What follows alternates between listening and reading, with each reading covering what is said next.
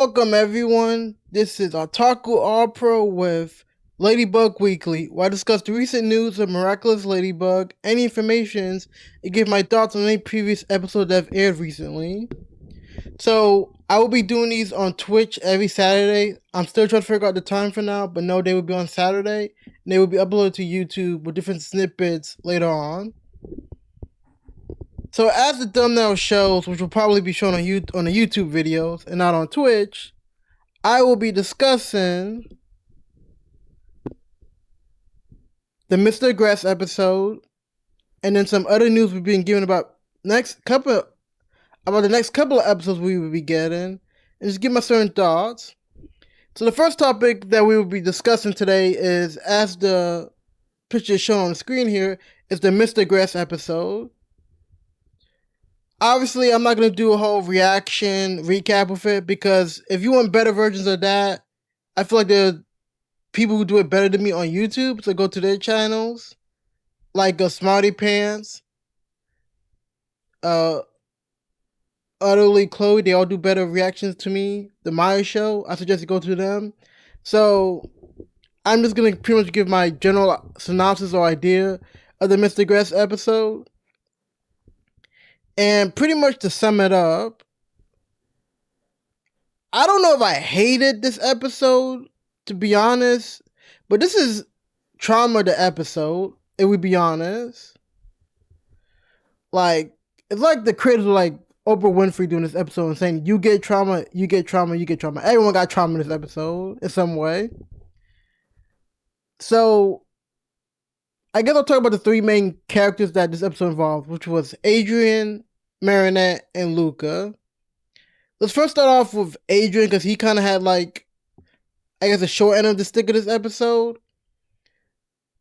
First off, I'm very happy what they did with Adrian this episode. He is kind of starting not to believe in his dad being the hero. I honestly thought they were going to spend this whole season fooling Adrian with that idea, saying, oh, your dad was the hero, he saved France, and then, whoa, Lala's going to come in and show the truth to him. I do like the idea that he's starting to doubt him, because let's be honest, the man traumatized him for a whole year. Like, it's pretty cut and dry, not gonna lie. Man, traumatized him, told him what to do.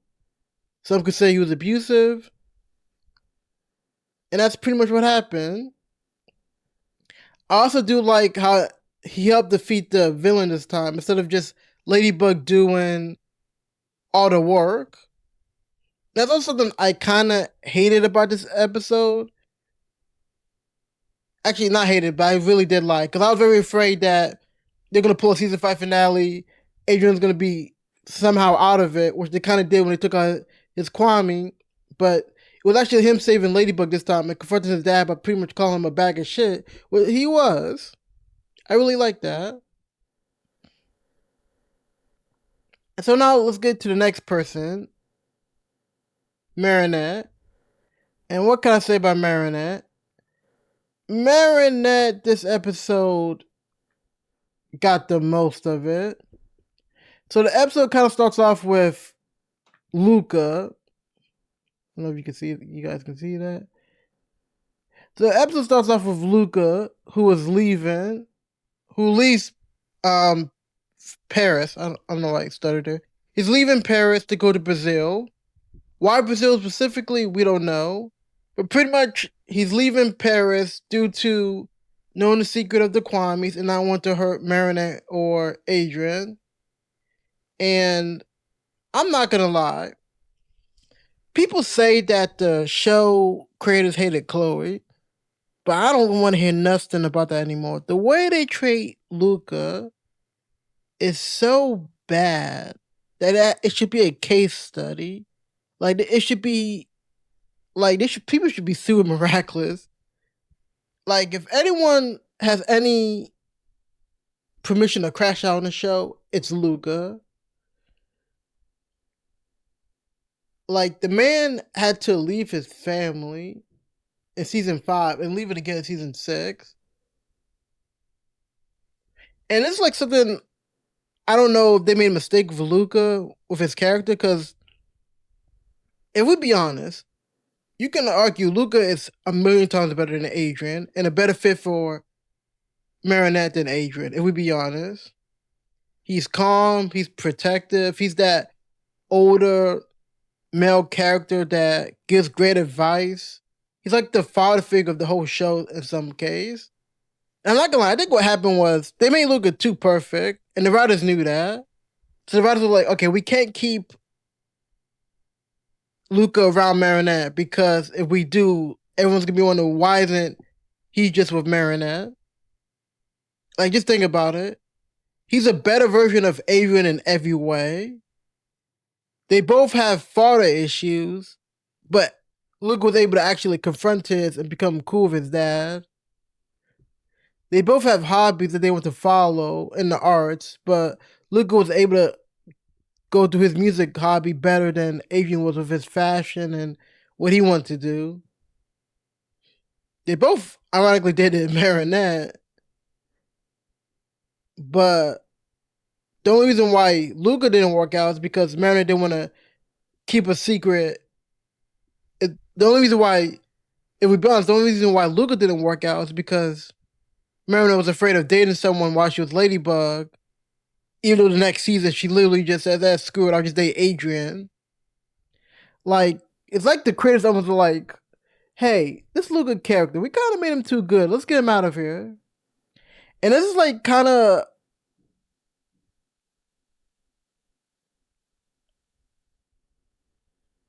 and this is kind of something I hate about how they wrote Luca. And it's something like kind of if you've been on my channel before, this is like an idea I've had for a long time. Why does Luca not have the bunny Kwame? Like, I understand they had to give it to Alex because of what happened in the season 3 episode Time Tagger. But from a storytelling point, why doesn't Luca have the bunny Kwame? He knows the identity of the two users. It literally doesn't make no sense not to give him the bunny Kwame at this point. Like, they literally said, nah, let's screw over this guy's life, have him be separate from his family where he can't really see them. Even though we can literally give him the bunny Kwame, which will pretty much protect him. And also allow him to see people and his family from time to time. Like, Alex having the bunny Kwame makes no sense to me outside of, hey, we kind of said she was going to get the bunny Kwame earlier, so let's give it to him. Let's give it to her. Even the way she got it in season 5 episode Evolution didn't make sense to me. Like, they just don't like Luca. If they just said that, I would actually be happy. But they just don't like Luca. They wrote him in a situation where they kind of screwed him over gently. And I don't know why they did that, but they kind of did. And it was also interesting because this is an episode where Luca actually crashes out a bit on Marinette. I don't know what happened was, but if we look, let me go back real quick. So Luca pretty much crashes out because Marinette apparently tells him the secret about Adrian's dad being Monarch. And apparently he was about to do something, and people were saying Luca was yelling at Marinette. I don't believe that. I think he was gonna do something to save the day that was gonna prevent the future. Because maybe he knows something from his guardian training that Marinette doesn't know, and I think that was gonna be an interesting plot hole that they could have gone through. But yeah, they just hate Luca. If they just came out and say that, I would be so much happier for this show. So Luca, that's like one thing I kind of hate about this is that they kind of screwed over Luca, and that's really all it is. So they did good with Adrian, screwed over Luca. Then we got Marinette, who, and I'm gonna do Marinette and Luca together for the rest of this because there's a lot of intervening parts. So we find out, also that Luca tells Marinette that she still loves him, which I feel bad for him. Like, cause to me, I'll still say this: Luca is a better partner for Marinette. I don't care what anyone says. He is, and the only reason why they're not together is because, you know, how shows write romances, the two main characters have to get together. So they can't be together.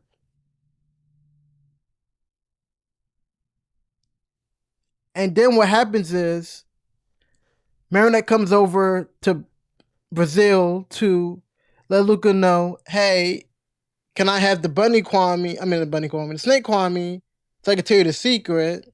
She tells him the secret.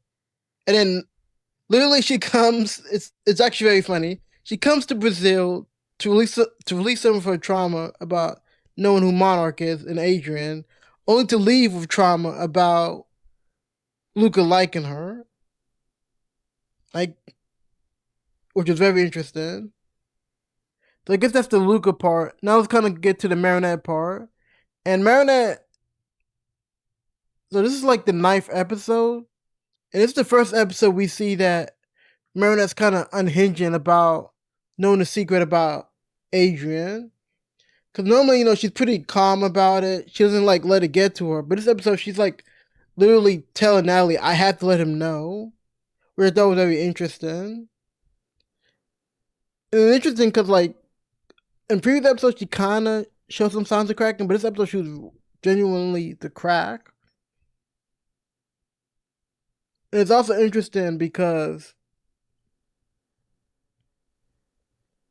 how she's gonna deal with this. Because not only does she have the Monarch stuff, she has the Luca loving her stuff now.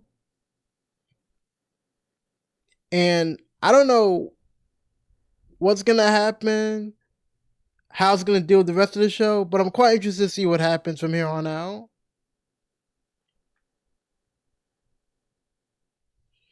Who knows? Maybe this might work better for the show later on. I don't know.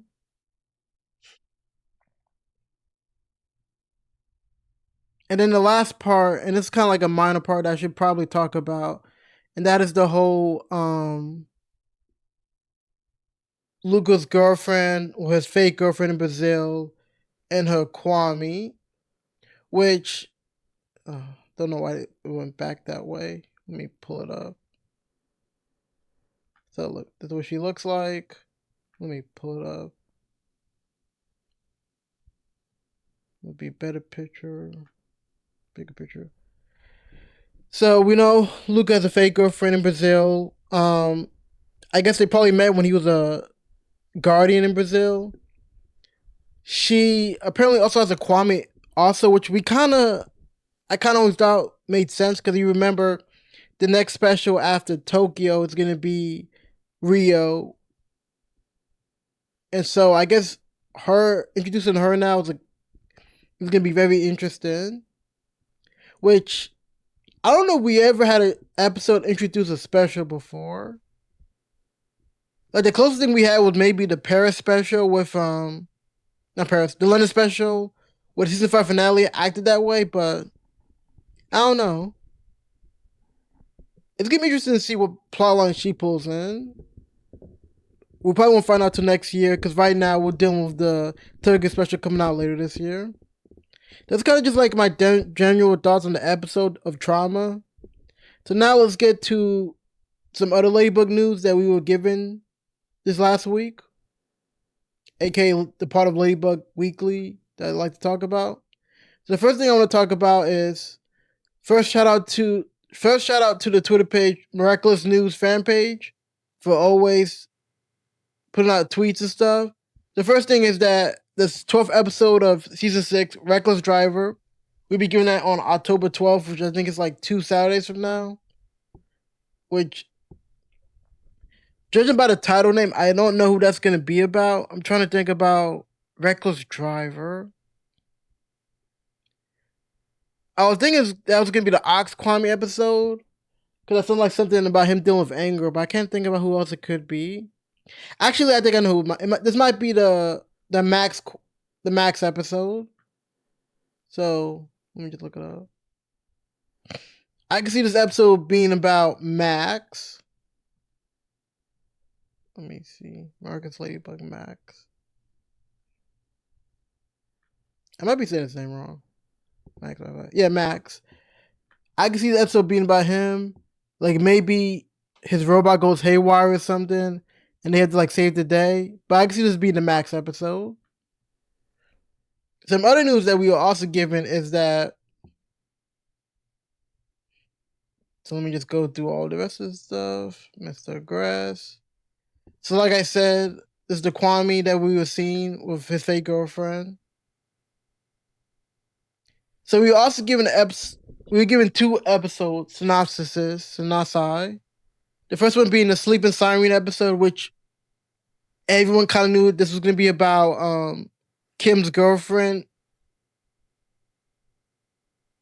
Ondine. I'm probably saying her name wrong. And pretty much this is going to be about her being upset about her relationship with Kim, which if I was dating Kim, I would probably be upset a lot too. So, Sleeping Siren being about her is not surprising since Siren season 2 was also about her. She's probably gonna be mad that he's so insensitive and stuff like that. But at this point, you were literally there when we told the story about literally bullying Marinette to the point of her being traumatized in the season 5 episode Derision. So I don't know why you're surprised at this point. And in the next episode, which I think is the most interesting episode, is going to be the 10th episode, which is Dark Castle, which I thought originally was going to be about Nino's brother Chris, because the way it looked like. But it's actually going to be an episode about Alex and her trying to, I guess, spend time with her friends and family. And that Marinette's going to be the keeper of the Bunny Kwame, which is going to be interesting because if you look at the trailer for Dark Castle, let me look it up real quick. It kind of looks like the world is destroyed, like a cataclysm happened. Look this up. Castle. Give me 1 second. Yeah, like here's like an image. Here's like an image of it. So that's why I was thinking, like, if you look at some of these images, it looks like the world is ending. And there's this big Lego-looking monster trying to destroy them. I assume this was like a Chris Meister episode, because you know how like Shut 'em Off likes using them kids. I thought this was what episode was gonna be about, but apparently it's gonna be a. Looking at the synopsis right here, it's gonna be a Alex episode, which is gonna be quite interesting. So I'm kind of wondering what happened. Did Lila maybe get a chance at the Bunny Kwame? And then that's pretty much just. And then we were given some new fashion designs for Argos and Ryuku, which I'm going to assume that this would be about. Let me pull this up. If we go up a little bit, it was up here earlier. Give me 1 second. This would be about the Yakuza Goes On episode about Tomo Kagami's mom. And I guess Kagami and Felix are going to have to team up together to solve the question in this episode, or the problem, which makes sense. Okay, and the last information we were told was that Miraculous still has live action. You remember last year we were told that they're going to do a live action show? Apparently that's still on. And like, Miraculous Ladybug is doing too much, if you ask me at this point. They got a Stellar Force spin-off show, that's what they got to do. They got to do the live action now, which is even crazier. I wonder if they're going to have enough time for all this stuff. Hopefully they do. But shout out for Miraculous Ladybug blog on Twitter for giving this information out. Hopefully it's a different studio from the Miraculous Corp that does Miraculous Ladybug, because that's going to be too much on their plate. Because we're already having crazy stalls in season 6 right now. I can't imagine having to do this, the live action, and the Stellar Force spinoff. Like, Thomas is going to have to hire new people, a whole new company at this point. So that's Miraculous Ladybug Weekly that I want to talk about. All the news that we've been given this week for the previous week. Once again, like I said, we're doing these on Saturdays on Twitch. I don't know the exact times yet. But thank you for listening, and bye.